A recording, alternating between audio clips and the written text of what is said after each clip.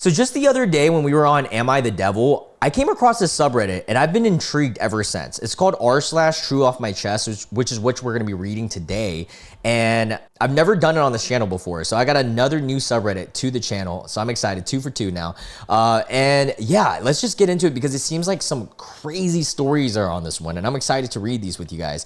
It's described as True Off My Chest, a place for people who need to speak their mind, a place to get their personal things off their chest, not for opinions, not for relationship advice, and not for preaching. And even though they say that, I'm going to give my opinions because it's a YouTube video, but you know, and advice in whatever way I can. But I want to reiterate, I am not an expert at anything, so please do not take me seriously. I'm just a guy who's reading and reacting on YouTube. And you guys are just listeners. I mean, you guys are smart listeners because my subscribers are the smartest people out there. But yeah, let's get into this. All right, so we got the best post of the day on True Off My Chest. Let's see what people have to get off their chest today. Okay, this one has a lot of upvotes. Let's read this. I secretly found out my friend is very rich. Okay, interesting. Okay. So found out my friend of 5 years is secretly loaded and I'm low-key freaking out. We've been tight since college, like splitting bills. Oh, okay. Taking turns buying drinks, sometimes even stressing out about money together.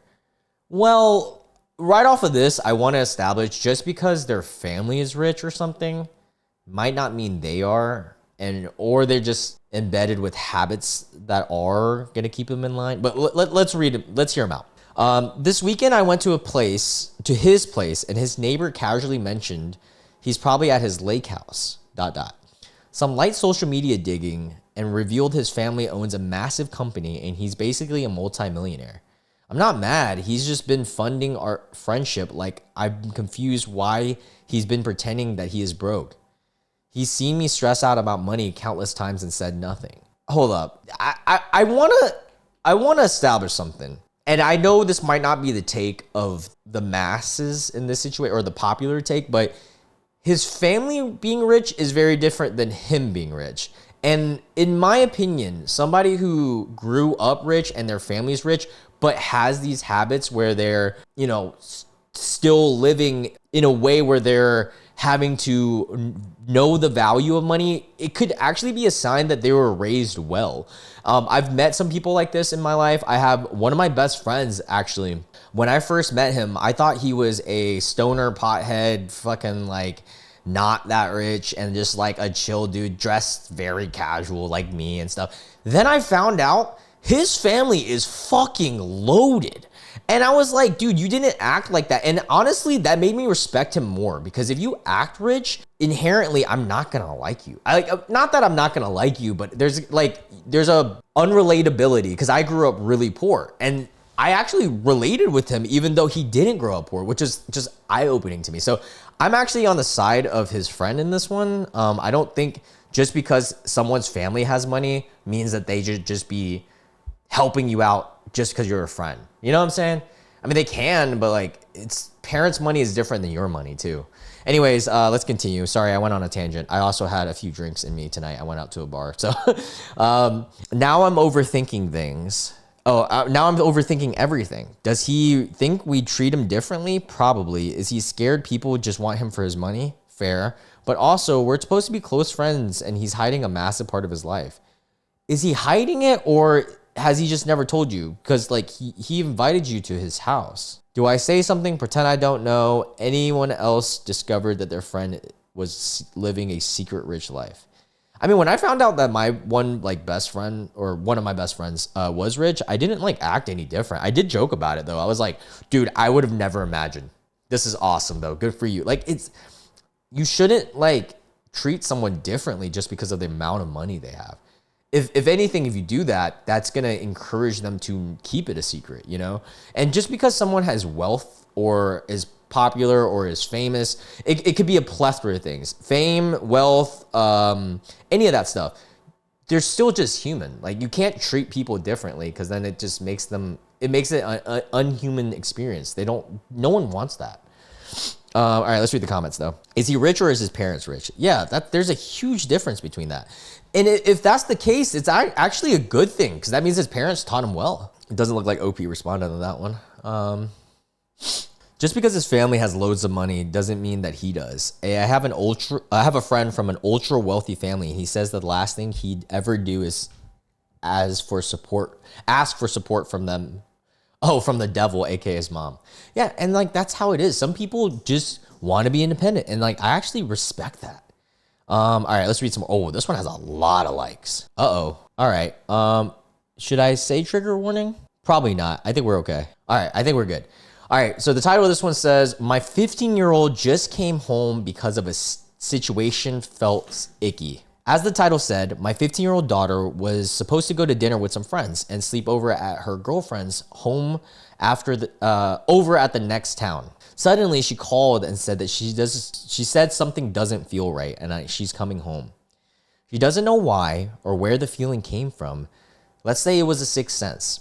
But I'm so immensely proud of her. She felt that something was off and decided to go home instead of waiting to see what would happen. She's better than me. I have been in so many situations in high school where I was just like, let's just write it out. Let's do it for the story, for the plot. But that I respect that. I tried so hard to keep my girls safe from the world we live in, and it turns out that just teaching them to trust their gut is what matters. That's great. Great parenting then. I know this and always said it. I know this and always said it, but I wouldn't think she would understand. She did tonight and kept herself safe by trusting her instincts and calling us her parents. Update. Some people questioned what happened to her to feel that way, but her gut feeling was right. Apparently, a couple of the boys got drunk and a bit too handsy. Yeah, that's nasty. Especially at that age, dude. Like, yeah. The other girls is okay, though. Some other boy defended her and brought her home. Luckily, he was there and was against those actions, but it could have ended up very differently. Yeah. Dude, shout out to fucking the guy. Way to, because I feel like we're not playing like a team game thing, but I feel like a lot of times when you're in a situation with a lot of your peer guy friends, it takes a lot for a guy to just be like, guys, this is not okay. And I respect the hell out of that. That is a true leader. Some would say a GOAT. Some would say a Tom Brady. Next to that, thank you for all the kind words. And I will definitely get us the book, The Gift of Fear. Ooh, what is that? Don't know that book. I'm assuming a popular one. For all the people commenting on that, it's probably anxiety. There is a big difference between anxiety and your gut feeling telling you something is off. Yeah. And I will say those can go hand in hand 100%. But when you can tell something's going wrong, like, hold on, let me finish reading this. And then I have another quick tangent to go on. And I apologize in advance. So continue reading this. I've experienced both, and as well as my daughter. We have a very good relationship and very good communication. And if we had been anxiety, drugs, alcohol, she would have told me so. If it would have been. I know some people will always be skeptical, but if you raise your kid to respect the person that they are and can be, and give them the tools to succeed at adult life, you get a long way. This happened really recently, actually. My sister texted in a group chat with me and my cousin, and she was talking about how her and my niece, her daughter, was out at I think it was Target. It was one of a big grocery store, but it was at night, and it was on a weekend. It was really late at night, but she just really needed to pick up something. But there is these sketchy guys who were walking up to her car, or what it seemed like walking up to her car, and you could take this a plethora of ways. You could be like, oh, she was being anxious. But even if she was being anxious and overreacting, because she grabbed my her daughter, my niece, and was like, hey, let's get in the car. Let's leave. And they rushed to the car and left because they felt like they were being followed. And 100%, it could have been just a misunderstanding. People could have just been walking the same way and just been walking at a pace. But regardless of any situation, it is much better to be safe than sorry. And that's a saying for a reason. Like, you, especially as a woman, like, I know people can say this and that about women, men, it doesn't really matter. But the reality of the situation is women are more prone to situations that can get skeptical in that light, right? You guys know what I'm talking about. And on top of that, like, their anatomy isn't as built for certain confrontations like that one. And I'm being like just brutally honest. Like, where if I go out to Target, even Walmart, dude, I'll be going out to Walmart at like 11 at night. Yeah, there's sketchy situations, but like I fear a lot less than a tiny Asian woman and her daughter. You know, like that's just the reality and the nature. So long story short, message is please, please, please always be safe. And it is much better to be safe and called anxious or called whatever word that you want that people will call you. It's better to be that than not here anymore. So yeah, I'm sorry for going on these tangents. I will try my best to actually stick to the reads now. All right, next one is, whoa, what? My date who's older than me told me I was too old for him. What did he expect going on the date with you? Did you not know the age beforehand? So I made conversation with this handsome man on campus. I do go to university part-time and I'm 30 and he's 35. What? Too old? Brother, you're 35. Has he looked in a mirror? He doesn't work on campus, but he works near it and comes to campus a lot for lunch. Anyways, fast forward, we went on a date in the evening, hit it off, went to his place. We were talking some more and conversation came up about age. Oh, so he didn't know your age first. When we were talking about high school back in the day. And that's when he looked confused because he basically thought I graduated from high school. And the way I'm talking about it seems like ages ago. What? That's nasty, bro. He wanted you to be young.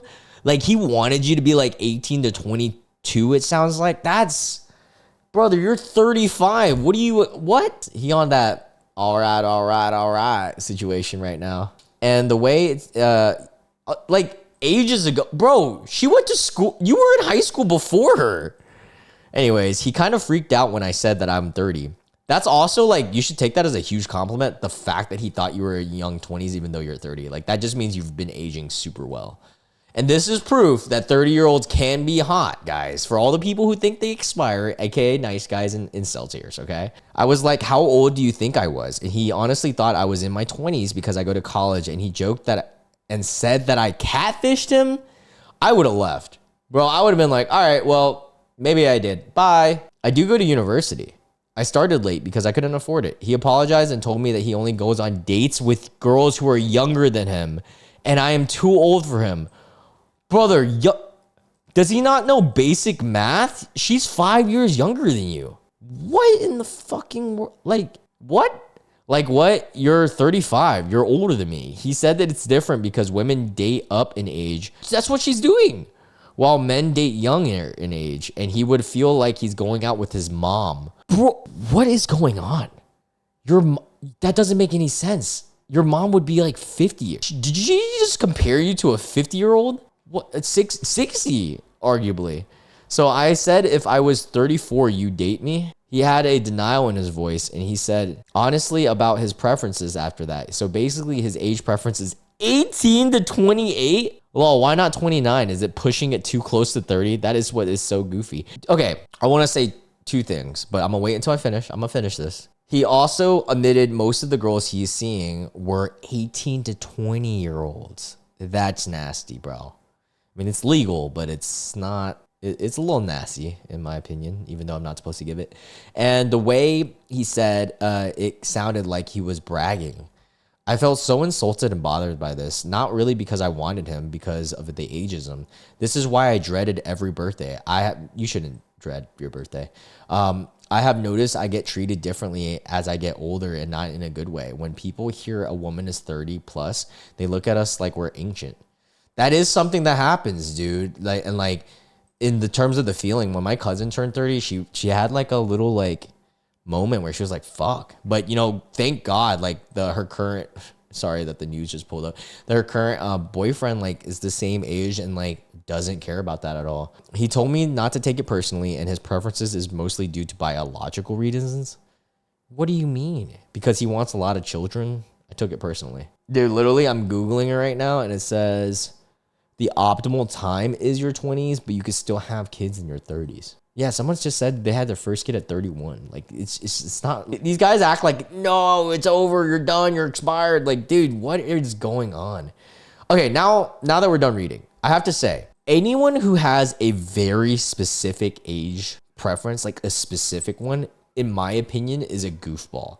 Because it's one thing to like younger girls, but to base it purely off their age, it's very silly because women, I have met women, and I'm being dead ass, bro.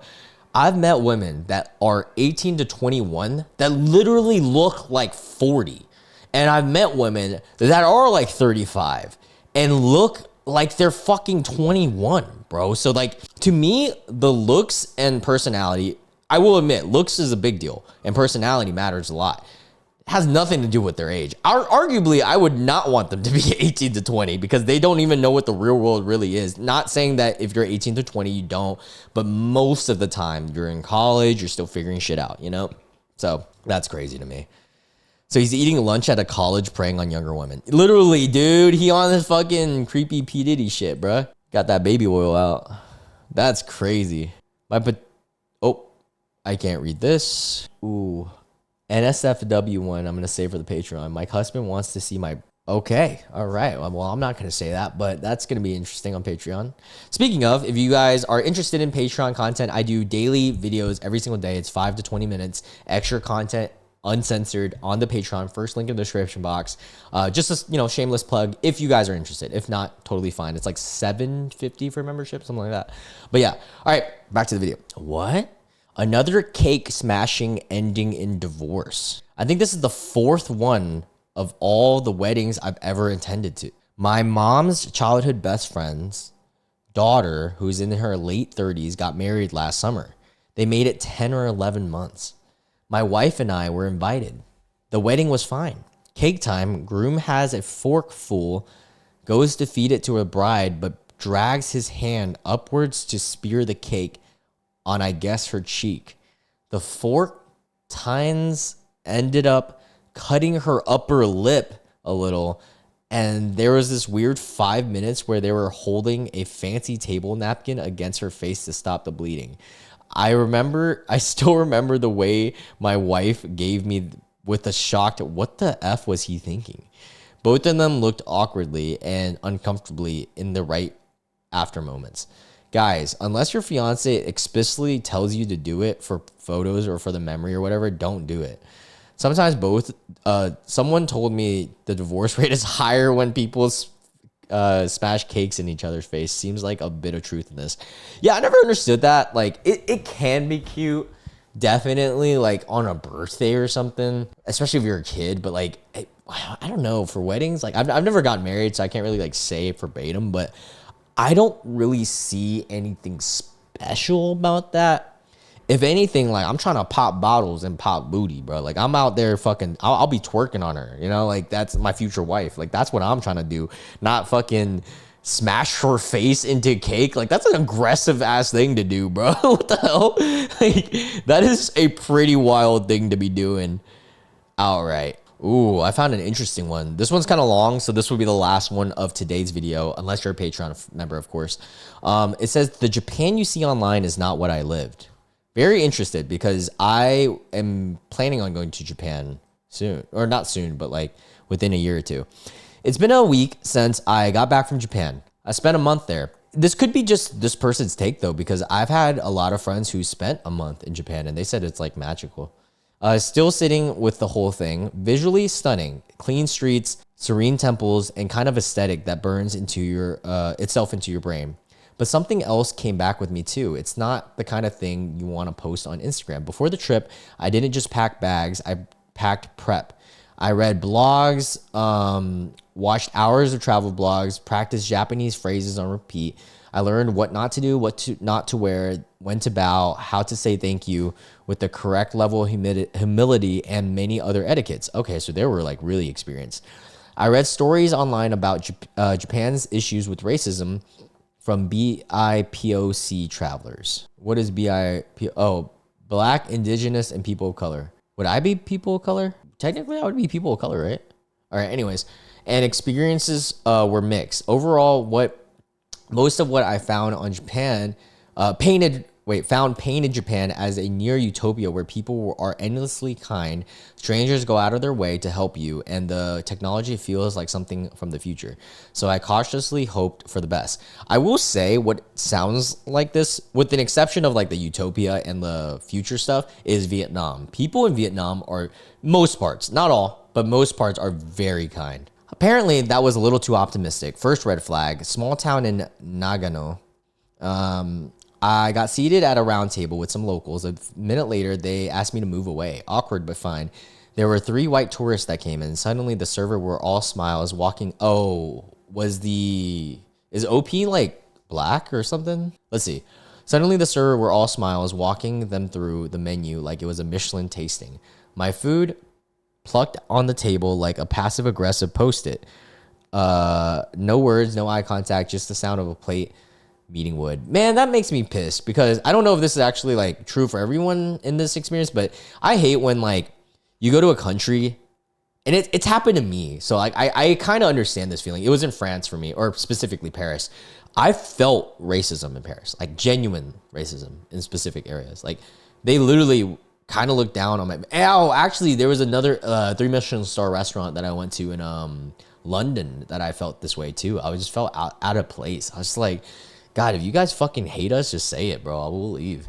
Like, I don't know. It's just sad that in 2025 we still see shit like this, considering like the world, not all of the world, but like the major powers of the world is so diverse. Like I felt this way in some parts of Italy, Paris, that one restaurant in London. I think that's it though. Most of the other places like Greece and stuff, they loved us. So all good everywhere else.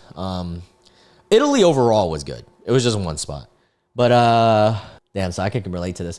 And that wasn't an outlier. At another nearly empty place, an East Asian group got table service. We got handed a buzzer. In Tokyo, at a sushi restaurant, I watched a South African group and a Latin American one.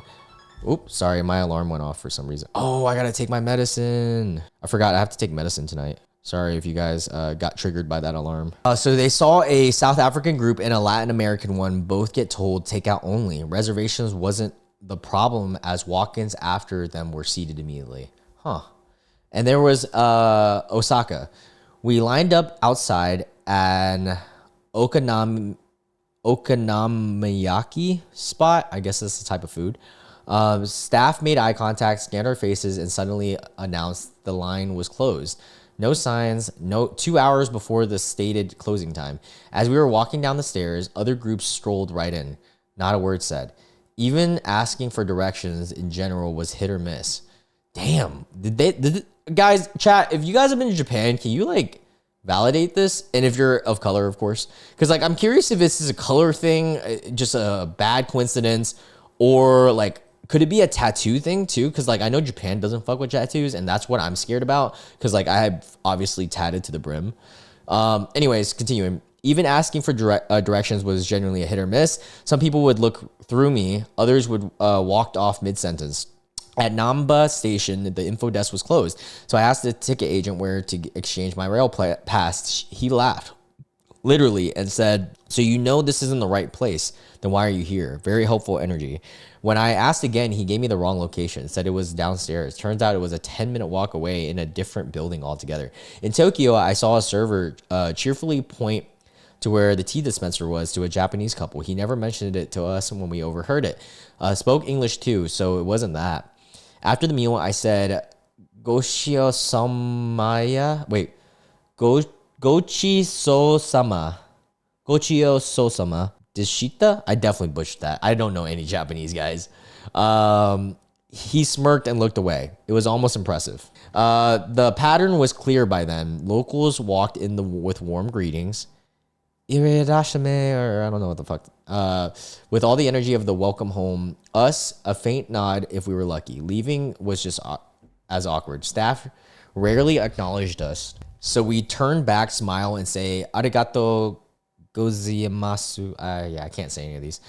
First, hoping for even a glance. Most of the time, nothing, just silence.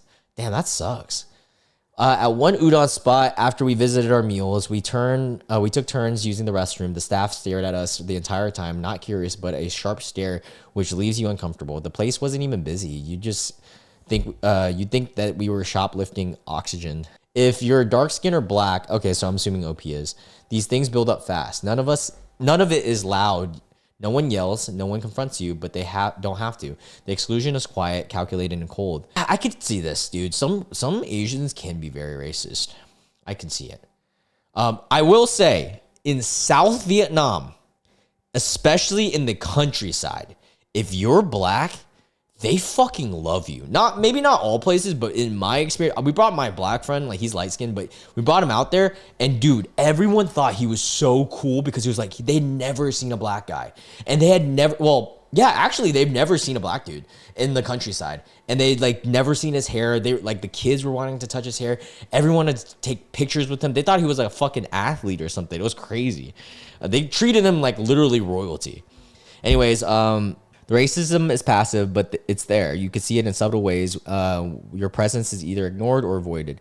It's almost as if your experience depends on your skin tone. By the end, I felt like Japan isn't really even trying if you don't fit the ideal tourist image. The tourist floodgates are open, and if your experience sucks, there are 1,000 others behind you ready to take your place. Courtesy comes selective, hospitality conditional, rules rigid. I got the sense that Japan is a society deeply rooted in pride with humility, mostly reserved for those in brochures and for those who fits the mold. It often feels like it's their right away or no way. The mindset bleeds into the national narrative too. Japan continues to highlight its own wartime suffering, but yet seems to be a remarkable silence, even denial, when it comes to acknowledging its atrocities in places like Nanjing, Taiwan, or its treatment of prisoners of war. In the end, what stayed with me wasn't the temples or the technology or the scenic views. It was how easily I was made to feel like I didn't exist over and over again. I've been carrying that weight for weeks now, and I just needed to let it out. This side of Japan isn't what you usually see online, but it's real, and it happened to me. I am so sorry that this person went through this. I feel bad for anyone anywhere, especially when they travel, because traveling is like, you should be having fun, you know? And whenever you feel ostracized, like, it's not a fun feeling, man, to not be welcomed somewhere that you just genuinely wanted to just experience the culture. I think life would be a lot more fun and easy and just great if people just respected everyone. You don't have to fucking love everybody. You don't even have to fucking like everyone. But at the end of the day, you should respect everyone. That's the most important thing. And things that OP went through was not respectful. And I relate with this because I felt it in Paris, dude. We literally got robbed in Paris almost in a restaurant. Like, they picked us out. We were the only Asians. I'm not saying it's because we're Asian, but all the actions before then kind of made it seem like it. I don't know. Anyways, I digress. Yeah, what a way to end it. But hope you guys have a great night. I'm gonna film the Patreon, so for all the Patreon folks, I'll catch you guys there. And if you are new to the channel and you enjoyed this video, make sure you guys stay tuned because I do this every single day. So make sure you hit the subscribe, notification bell, and also hit the like and comment if you did enjoy the video. It helps me with the algorithm, and I love engaging with you guys as well. Anyways, I'll catch you guys in the next video. Bye.